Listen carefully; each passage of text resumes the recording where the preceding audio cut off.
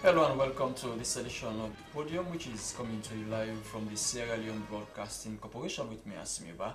We start with a quote of the day which comes from Halle Williams, an international writer, and it says, "Human beings are human beings, just treat everyone like that." Coming up in this edition of the program, reports say that the highly contagious and infectious viral disease, foot and mouth, has spilled over into the country from neighboring Guinea. As the 7 days ultimatum to Aisha Johansen elapsed, officials of the Anti-Corruption Commission stormed the SLFA Secretariat and President Bio to launch the National Youth Service Scheme. What does it entail? We shall find out. And we shall also be looking at the increased consumption of bitter cola in Sierra Leone. All these and more, including your text messages, which you can send to 088373504. The number again is 088373504. It's Podium with me, Asmiba.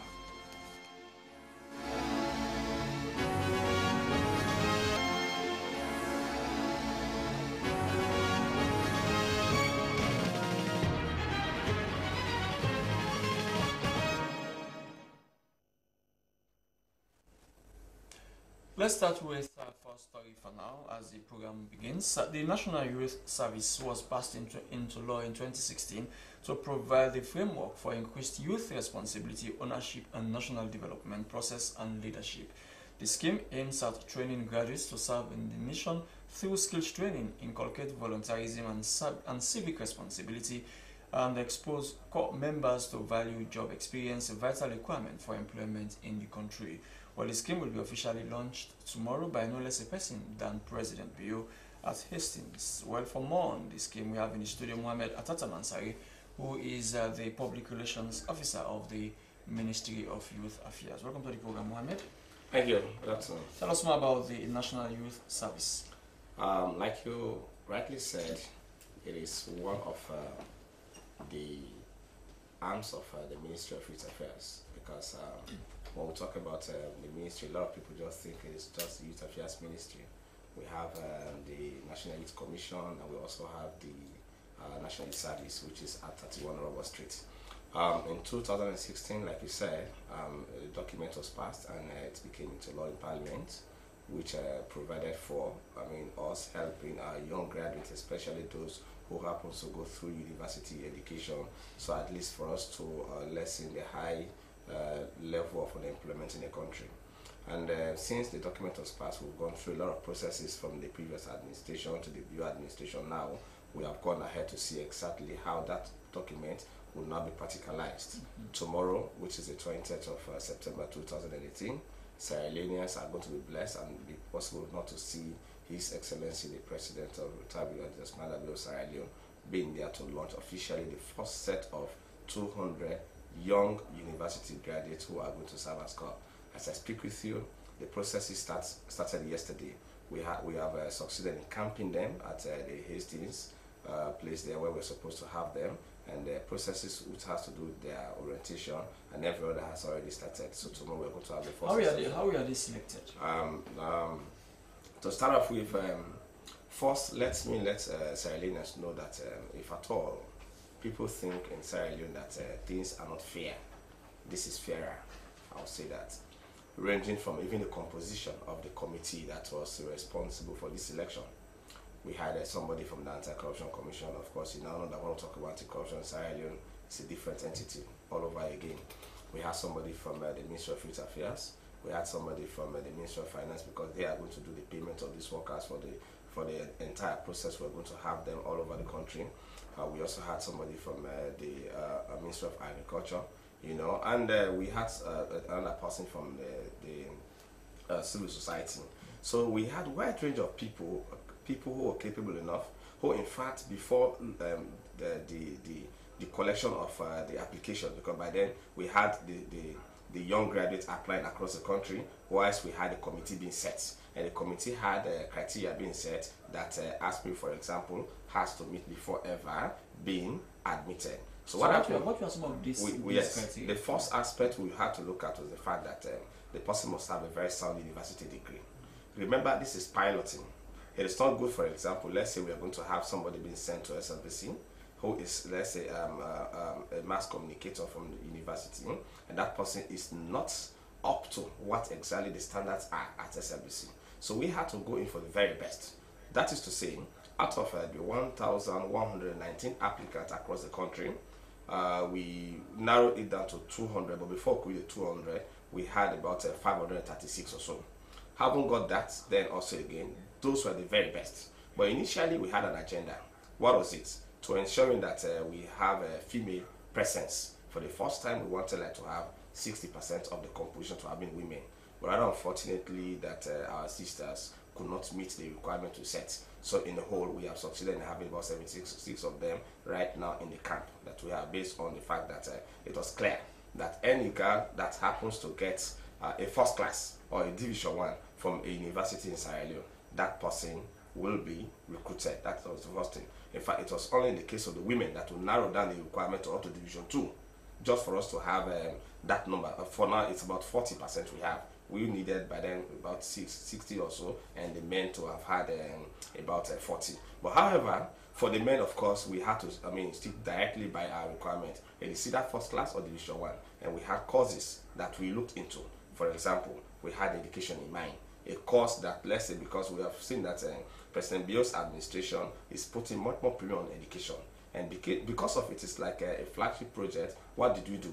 We had to look out for courses in the event where you are being employed by the service. You'll be able enough to give a helping hand to that particular district or chiefdom or community where you are going to be assigned. That was also taken into consideration. We also had another in mind for geology, looking at the booming nature of the mining industry that we have now in Sierra Leone. That was also considered. And it will surprise to know that because of some mining companies, in fact, have heard of these people, and they've noticed that we have had about 20 to 30 graduates amongst the 200 who studied geology or so. They are equally calling even the ministry now and that of the National Youth Service Office for them to be placed in their institutions. That tells you, yes, it is at its embryonic stage, but it's like it is becoming like a clarion call on the part of other people. The advantage this has for most of the government institutions and even the private institutions where they are going to be assigned based on their university requirement is that, for example, we bring one to SLBC, it is not going to cost SLBC a dime. Government is going to be paying these people through the Ministry of Youth Affairs and that of the National Service. We've put in place everything. By the 8th or so of October, we are going to take them to the various districts where they are going to be assigned. They are going to be unveiled to, let's say, the paramount chiefs, the district council chairmen, the mayors. We have to have them, the district health medical team. You have the LUC or AIG in those localities.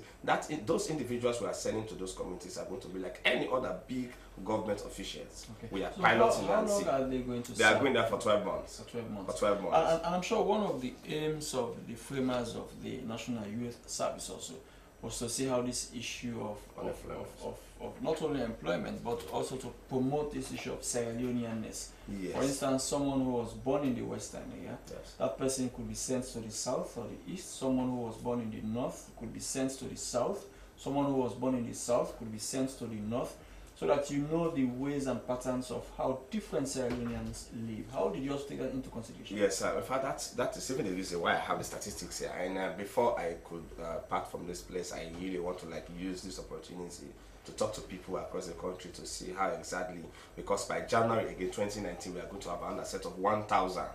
Mark you, this is 200. Okay, we are going to have 1,000 in January. So by December, we'll start advertising. January, the processes will take place again. They will continue the same thing. Before that again, by October 2019, we'll have another 2,500. So by 2020, we'll have the first batch of 5,000. So 2020, now we're going to legislate a law. It's going to be like a kind of law in the universities of Sierra Leone that when you graduate from university, you have to have a national youth service certificate before our government gives you any employment in the country. We are cascading to that level. So because of that, that is one area very important that we thought of is people who apply by their respective district, because like the statistics I have here are all ranging from district by district. The most appalling part is the fact that most districts did not seize the opportunity. Perhaps they thought it was going to be like business as usual. It was unfortunate to note that Falaba, as a whole district, had just 4 applicants. You get the point? Both the mainland and the island had 8. Podium 13, Moyamba 18, Karine 14, Konadebu 16. These are the list. However, now that we have got this one, because of, say for example, you are coming from Western area, you're not going to work in Western area. we can even take you for as far as Balamoya, or take you to Kailan, or take you to wherever we think you first. Go and mingle with these people, know their ways of life. Let us see, let us take us. That is where nationalism comes in. And that also again behoves us all to know that, like the president we have today, at a very tender age, was a military person. He served this republic. So let us begin to inculcate in Sierra Leoneans that beauty of nationalism. What about the two security institutions? I mean the police and the military. In other countries like Israel, for instance, it is compulsory for people to serve as volunteers in the Israeli military. Other countries are also using that. Is that also part of the institutions that you talk about, the police and the military? Based on what was legislated and the intention behind the framers of this particular act, for one of the areas where you become automatically disqualified is when you're a soldier, you're also a police officer. We have not gone that far. For now, we know that most institutions, for example, government is talking about free quality education. Go to most of the schools up country. We are blessed, perhaps we must have attended one of the biggest of schools in Freetown. You are privileged to have been taught by people with first degree or masters. Some schools up country, when you get there, perhaps it is only the headmaster or principal who has even BEd or a degree. So we want to see how these university graduates will go into those institutions and go and give helping hand. But some of them are not trained to teach. Well, that is the reason why they are going through all of the trainings. These 3 weeks we have now, we are going to train them everything. Because as when you are a graduate, when you are taken to a place for even a week or two, you are being taught. Most of the teachers we have in most of the schools today have never even got educational qualifications. But because of, for example, you graduated with mass communication and you have not got a job, you can go and teach a particular area where you think you have be perfect whilst you are going to school. We've had it, and most of these people have become result oriented. That is not what exactly we're saying here. But now, these people who have been employed, the first 200 cops, they are going to be placed based on their qualifications. You cannot have a geologist to be given to any other institution. We are sending to those places. In engineering, we are going to send it to farms that are dealing with engineering. Okay, because we prioritize, like you asked, also health. We know that we know the status of our health system in this country. Those with BSc in nursing and let's say public health were also considered. So we're going to have all of them being sent to the various areas. Okay. Other courses, I know you want to ask what about them, that we are also thought of, but at minimal level. Okay. He is Mohamed Tata Mansagi. He is the public relations officer of the Ministry of Youth Affairs. So let's go to our bitter kola is one of the nuts that is grown in Sierra Leone, and most time it is chewed by older folks. Well, it's interesting to know that its consumption has increased as many people claim it cures malaria, high blood pressure, and typhoid. Well, they made a statement when SLBC went out to look on the use of bitter kola, especially by young people. Let's bring you the report prepared by Maya Masuma. As Garcinia kola belongs to the family of Gutufeal. It is found in Benin, Cameroon, Democratic Republic of Congo, Ivory Coast, Gabon, Ghana, Liberia, Nigeria, Senegal, and Sierra Leone. It is a wonderful agricultural product with a wide range of applications in natural and orthodox medicine. According to information gathered, bitter kola is a potent antibiotic which could be effective in the treatment of many ailments and infections. Alpha Kagbo chews bitter kola. His mother was suffering from high blood pressure. Bitter kola was recommended for her, and she chewed it and was healed. Bitter kola assists a lot. When my mother was suffering from high blood pressure, I gave her bitter kola to chew and she gets better. And for that, I confirmed the use of bitter kola as appropriate.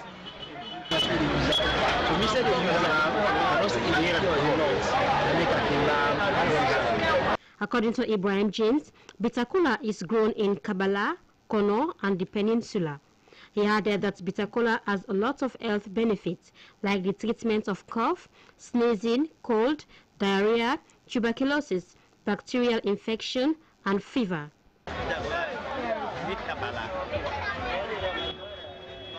In Sierra Leone, bitter kola is found in Kabbalah and Kono, and if it gets scarce, people go to Liberia in search of it. In terms of income, you get a bit of profit because the Indians buy the seeds from us to prepare the liquid.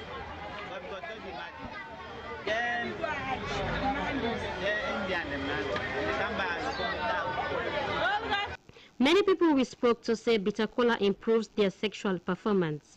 The reason why many men are now chewing bitter cola. Bitter cola is very good.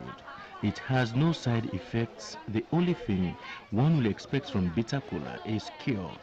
And it is very good for men. It helps us a lot. Only the men can tell how much it helps.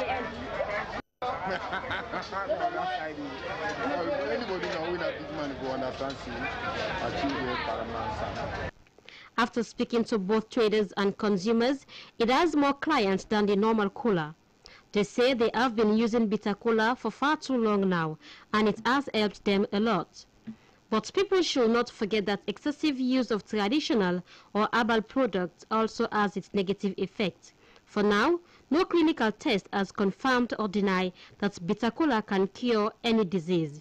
Until that test is done, people will continue to chew it. SLBC News, Mariam Asuma reporting. Well, thanks to my colleague Mariam Asuma. Well, so many people are now in the habit of chewing bitter cola. Well, they say it's medicinal. It serves for many purposes. Well, keep sending your messages to the number 083733504.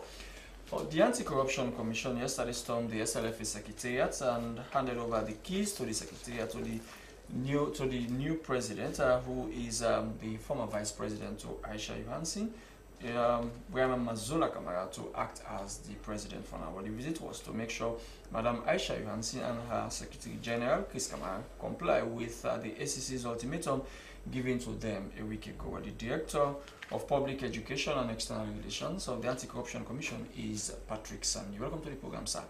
Thank you very much, Asmio, for having me. What happened yesterday is almost unprecedented, right? For ACC to have issued an ultimatum, and for them also to go to the person whom the ultimatum was issued against to ensure that the person complied.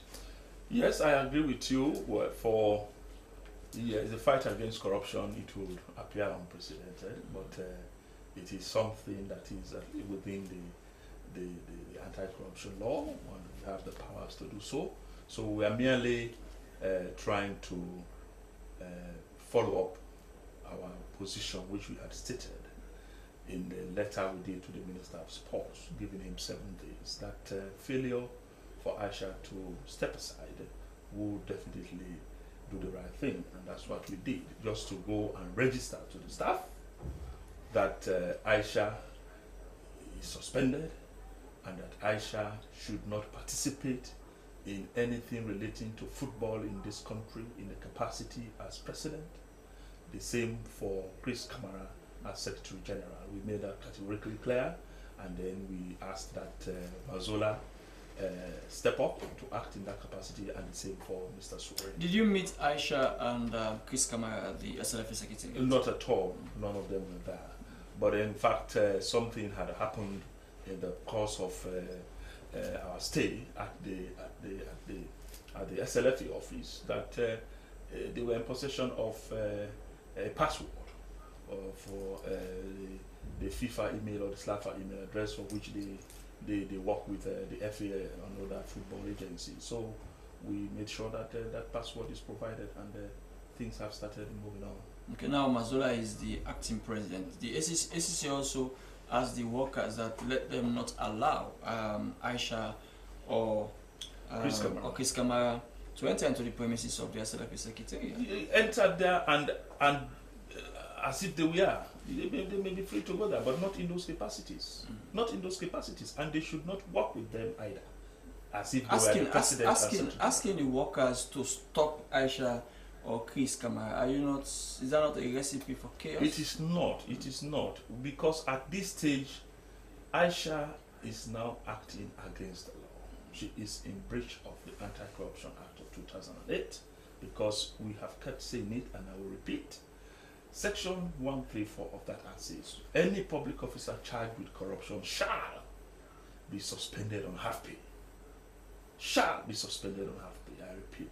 So in that respect, her continued stay in office is in violation of the law. And we don't want others as well who may do business with her to be caught in the web of conspiracy. That was why the message was made very clear that you should have no business with Aisha insofar as it relates to her being the president. The mere of fact the ACC SLF. is sending such a message, is it that the ACC had gotten a win, that Aisha had the tendency or she wanted to come to the office again, though she had been asked to step aside? Well, the reason for this action emanates from what had happened before. You remember when she was initially charged, barely a year ago, the ACC informed the ministry about it, but nothing seemed to happen, and we also took this position. So we needed to make sure that this time the ACC really meant what they were saying, and we were robust enough to do anything within the law so that Aisha steps aside. The law and has, that is essentially what we are the law has always been there, and the indictments has been made for nearly a year ago. Why are you only pressing the distress button now? If I could No, but the point at issue is, let us know, is we've had different administrations in the ACC. The first one, as I've said, upon her indictment, we did a letter, and we are following the process. The Commissioner Ben Kaifala Esquire came in and has been reviewing these cases, those being investigated and as well those in court. And the Aisha Johansson and Chris Kamara matter is something that also came under the radar for review. So is it that no, it is not about the former not necessarily have done anything, but we considered her continued stay with the new commissioner in, having reviewed the process of the trial, that Aisha's continued stay in office undermines the rule of law and even the fight against corruption. Had the ACC not gotten a new commissioner by a new person, Aisha would have continued to stay? Not necessarily. As I said, we were carefully studying, watching developments. But you know, she was violating the law. You see, others had been indicted in the past. No sooner they were indicted than they vacated their office. You also maybe be mindful of the several issues around Aisha as president of SLFA vis-a-vis FIFA. There have been a lot of issues around FIFA, which at this stage the ACC really do not countenance so far as it relates to the laws of this country. But the fact here is there have been quite a lot of issues, and so, as I said, we were watching to see. But going down for a period of a year, we consider this to be an affront. We consider this to be an unacceptable practice in a democratic dispensation, to allow somebody who has been charged to court and continue to stay in public office. That undermines everything whatsoever. Mr. Salih, the FIFA had done their audits. They had given Aisha a clean bill of health when it came to the way she managed FIFA finances. They will say, come on, we gave her our money. She used the money to our satisfaction. So why charge her? What's the problem? The issue has to do with the anti-corruption law. And it's quite different from how FIFA operates. And we have in our possession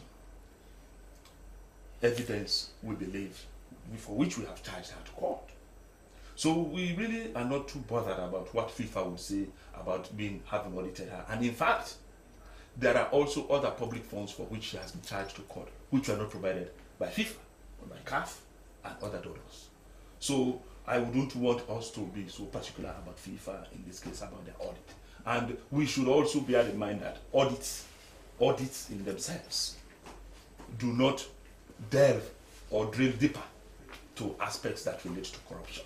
Audits may merely look at processes and procedures. But they can serve as signposts to let you know that corruption has happened or not. They can, but equally so, they will don't dig deeper. They don't go to verify. Somebody would, for instance, in an audit, have everything to show by way of receipts, but you don't go to even authenticate those receipts. You don't go to authenticate business places. And these are the areas investigations or investigators do, or they go and make sure they clarify. But when you come to audit, you don't have time to go to Bo, you don't have time to go to Connor to cross-check with a particular vendor whether that particular activity took place. What you necessarily want to just check that the processes were followed, the person who was supposed to authorize did, the receipts are there, what they call the supporting documents, etc., etc. So, but what we do in the course of investigations, we go beyond that and verify. And these are the areas where you begin to see now that some of these things never. Now that Francis Ben Kaifala has reviewed the Aisha Johansen matter, are we going to see more indictments under this issue or what? No, at this stage it is like the Hajj issue. No. At this stage, we are far gone into the trial process. Far gone. With the Hajj, that was just an indictment that we had preferred. So they are quite different in nature. So it's not about adding. It is just about now making the position of the commission clear that Aisha should step aside because that is in the law. But regarding adding people, etc., etc., that's. You understand that Chris Kamal was invited to the ACC yesterday? Yes, it was because we wanted him to help us with the password. Was he? I mean, was he a cast? No, he was very cooperative. He was very. So the password has now been handed over to the new. Exactly. The new Secretary General. Yes. And then we expect that work will go on amicably. Okay. Well, he is Patrick Sandy, the Director of Public Education and External Relations of the Anti-Corruption Commission. The program is a Podium. We are going for a short break. After the break, we are back.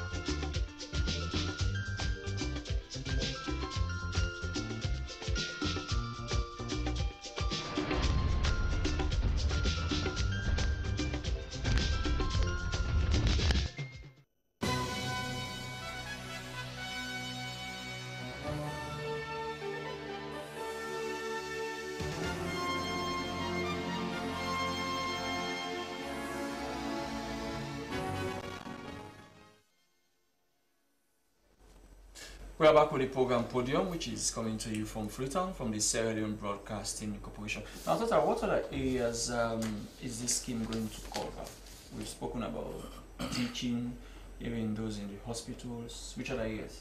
Right, so you have mining, because that is also another great area. I want to use the opportunity to encourage our young brothers and sisters who are going to university or who are between Form 3 going to Form 4 or SS1 to choose the sciences as well again, because that will also be automatic for them.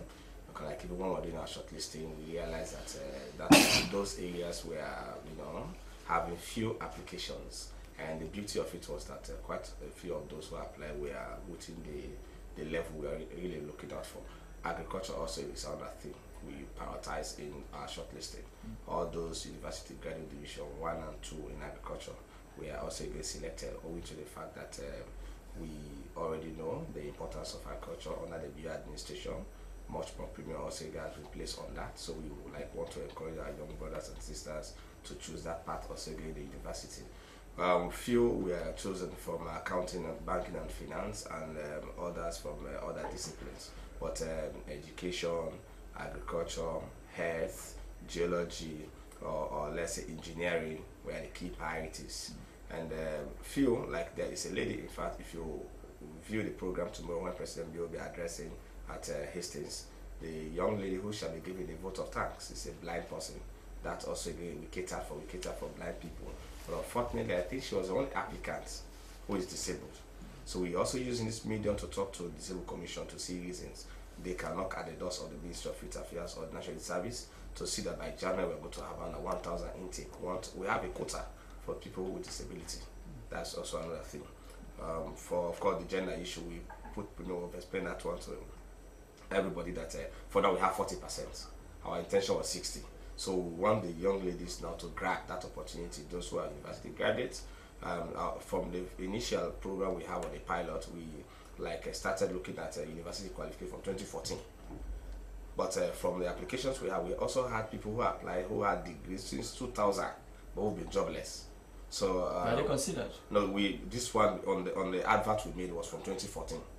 So I mean by the 2019 January intake, we'll consider those now, and in addition to those we are going to have, because our target is to have 3,500. So what is in the package for them?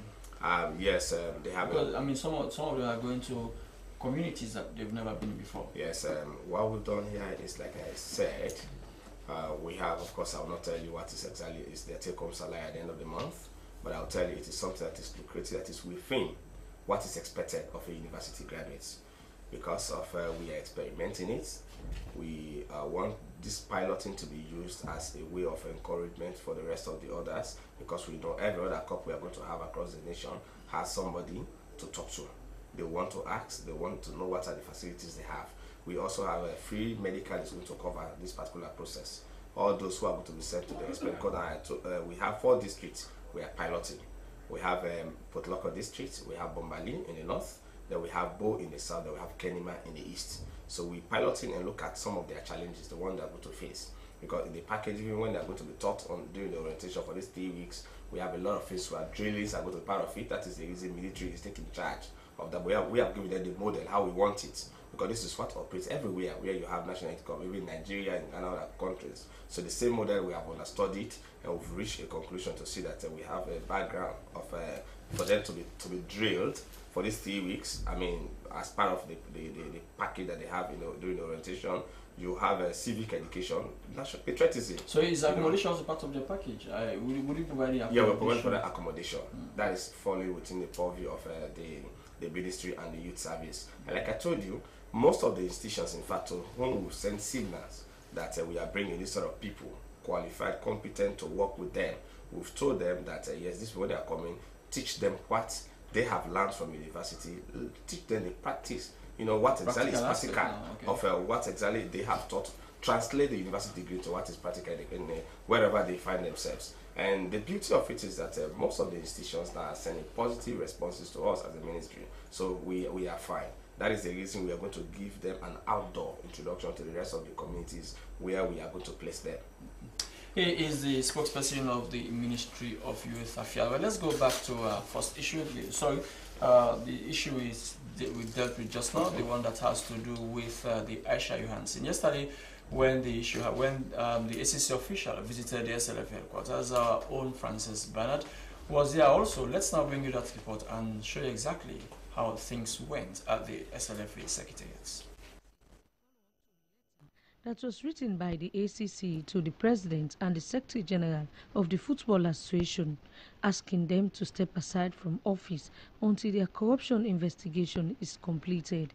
According to the Deputy Director of Investigation at the ACC, Augustine Gombi, his office is working in line with the provisions made in the 2008 ACC Act. He said they will continue to monitor the situation at the FA until Aisha Johansson and Chris Kamara comply with the laws of the land. We are here to ensure that measures are being taken so that the former president, Madam Johansson, and the Secretary General, Chris Kamara, do not by any means have access to this building, to this office, to this place, until the corruption case against them is settled before the court of law. Ideally, and by their own integrity, they should relinquish all of those functions.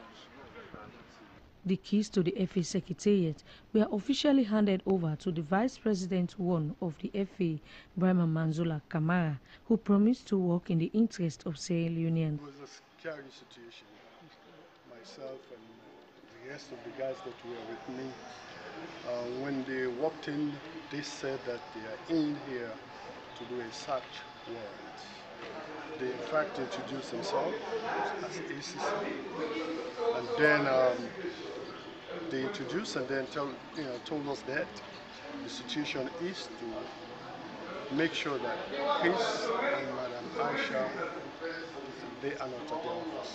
No, I know it's a dicey situation, but because of the country and as a patriot of this country, somebody that gave sweat and blood for the country, I have to uphold the law.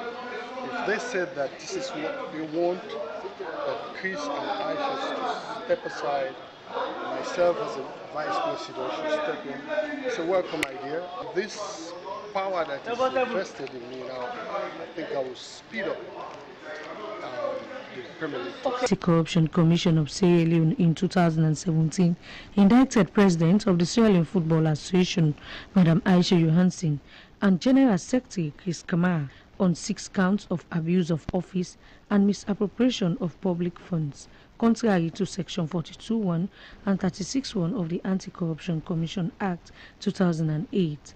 Aisha Johansson was elected SLFA boss in August 2013 in a controversial election.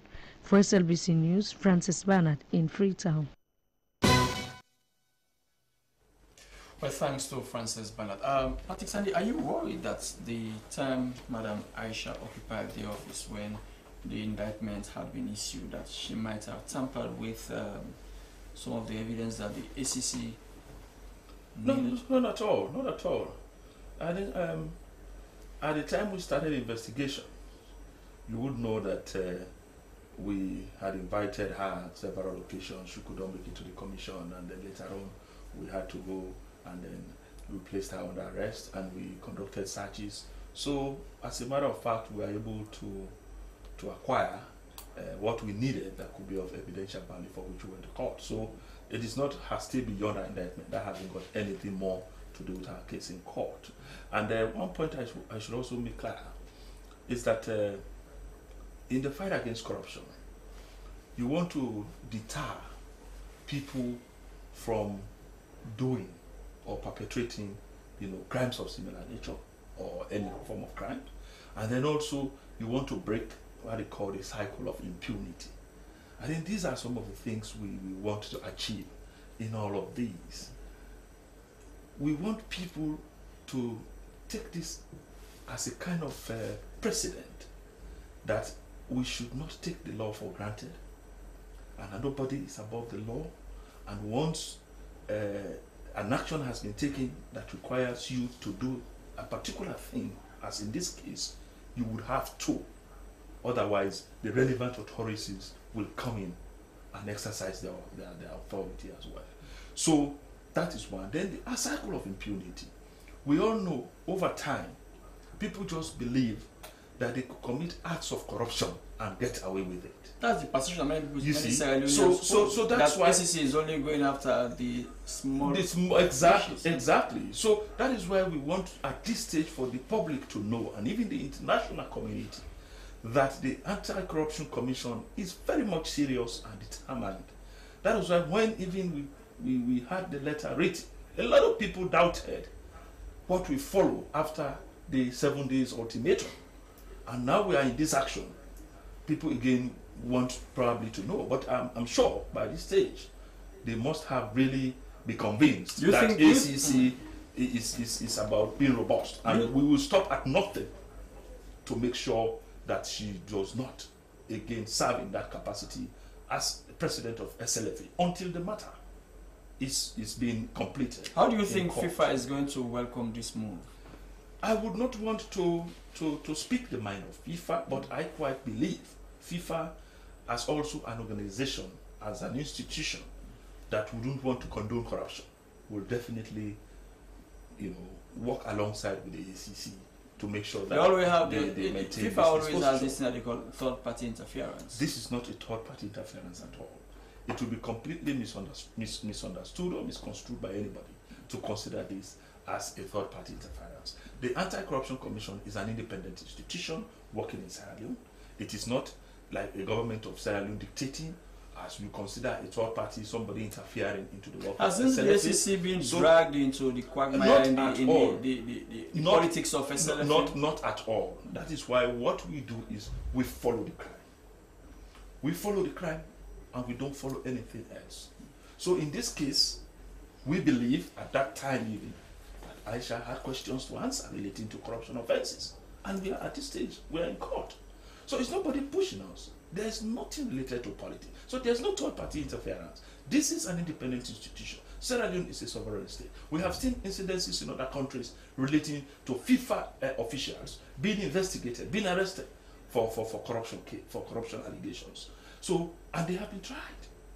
So why not Aisha? Okay. Now, this issue of the new commissioner revising cases, there are certain cases in the ACC that have been there for many years. I'll give you an instance of one, the Independence Anniversary case. There are certain... Yeah, the 50th anniversary. 50th anniversary. Yes, that is also under serious consideration. People up till now, nobody knows what is happening or what has happened or what will happen. Yes, I agree with you in entirety that yes, the 50th anniversary case is still in the High Court of Sierra Leone, and we have not had judgment.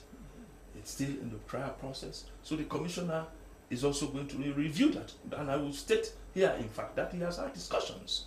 He has had discussions with the Chief Justice on some of these cases. They are long overdrawn. Imagine, 50 years when we celebrate independence, that was 2011. And we are now 8 years down the line. The matter is still in court. Or on average, let's say 6. Because the matter could have been charged, I don't remember precisely, but in the region of 2012 or 2013, you see. And still, we have not been able to see an end to these cases. And we've had over 12, 13, 14, 15 cases going to court after this, and they have been concluded. And people have even finished serving their sentences. So, it is really a situation of concern. So and the commissioner, I want to assure the public and yourself that he's looking at it very seriously, and you'll hear from us. So what's the posture of the commission to see that similar things that do happen under the tenure of Kaifala? Well, that is the reason why, in order to save us from some of these challenges, we are going to have our special anti-corruption court. The facility at the special court now is currently being worked on, so that the ACC would have its own court, dedicated court, within the framework of the judicial system, the High Court, or the legal system, and with a specialized judge sitting on our cases. And so we know now, you sit on ACC cases exclusively, so the aspect of,